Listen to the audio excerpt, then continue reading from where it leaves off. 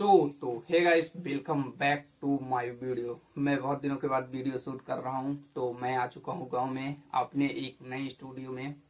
जो हमारा स्टूडियो मेरा आपको इसे दिखाएंगे तो कुछ नए तरीके से बनाया हुआ हूं। तो आ चुका हूं मैं गांव में। तो मैं आज से डेली वीडियो अपलोड करने की कोशिश करूंगा।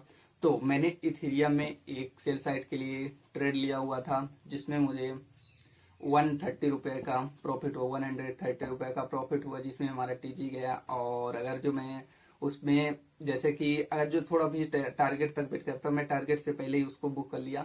अगर जो टारगेट तक वेट करता तो हो सकता था मार्केट रिवर्स होकर हमारा एसएल हिट कर देता।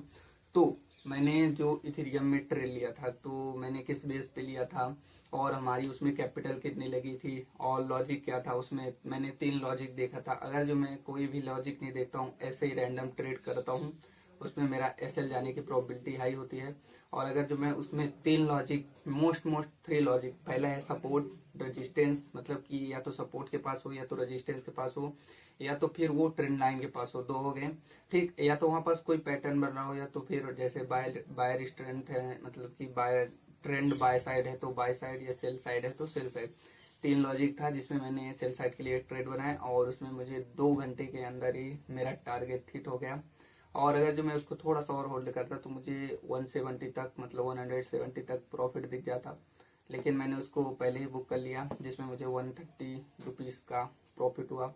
और आज से हमारी डेली वीडियो आएगी।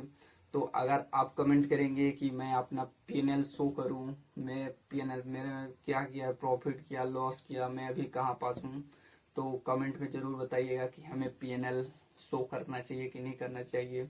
मैं इतना कॉन्फिडेंस से बोल रहा हूँ कि मुझे पीएनएल शो करना चाहिए कि नहीं, तो आप बताइएगा कि हाँ, अगर जो आप बोलेंगे करना चाहिए तो मैं ज़रूर करूँगा।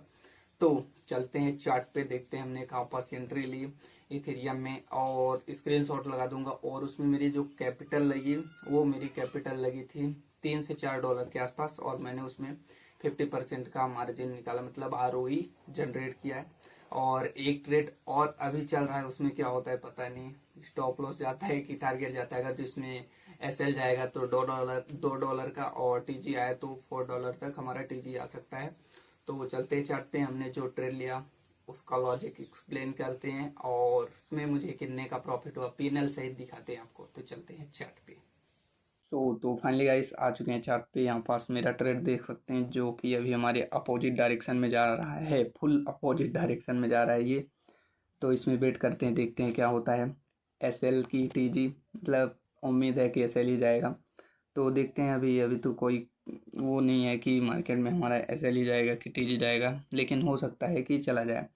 तो मैंने यहीं पास एंट्री बनाई थी, मैंने यहाँ पास सेल साइड के लिए एक एंट्री बनाई थी। ये जो रेड कैंडल आपको दिख रही है, मैंने यहाँ पास एक सेल साइड के लिए एंट्री बनाई थी। मैं टूल्स लगा देता हूँ। तो ये रहा मेरा टूल्स,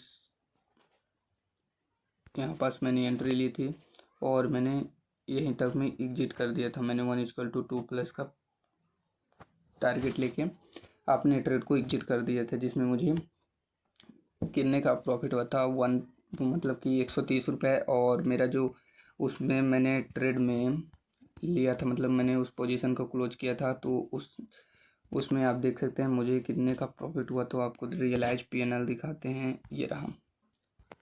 तो मैंने यहाँ पास $1, मतलब $1.5 के आसपास प्रॉफिट किया था, और मैंने यहीं पास एंट्री की थी। और ये वाला ट्रेड भी हमारा चल रहा है यहाँ पास, ये एक ट्रेड चल रहा है। अब इसमें पता नहीं, इसमें हो सकता है अपोजिट डायरेक्शन में, मैंने सोचा था कि हो सकता है कॉल साइड के लिए जाए, लेकिन हो गया ये रिवर्स हो रहा है, तो हो सकता है एसएल मार दे। और ये भी हो सकता है कि रिवर्स भी हो जाए। उम्मीद कम है कि हमारा टीजी जाएगा, मतलब कि हमारे डायरेक्शन में जाएगा। अब तो लगता है कि एसएल ही जाएगा, तो वेट करते हैं एसएल जाता है कि टीजी। और मैंने जो ये ट्रेड लिया था, तो मैंने ये ट्रेड यहाँ पास लिया था। तो इसमें मुझे मतलब कि 80 to 90 पॉइंट मैंने कैप्चर किया था, जिसमें मुझे $1.5 के आसपास प्रॉफिट हुआ। और यहाँ पास लॉजिक सिंपल था, आप देखेंगे तो फर्स्ट यहाँ पास एक ट्रेंड लाइन आ रही थी, यहाँ से एक ट्रेंड लाइन, तो हम इसे पहले ड्रॉ कर लेते हैं।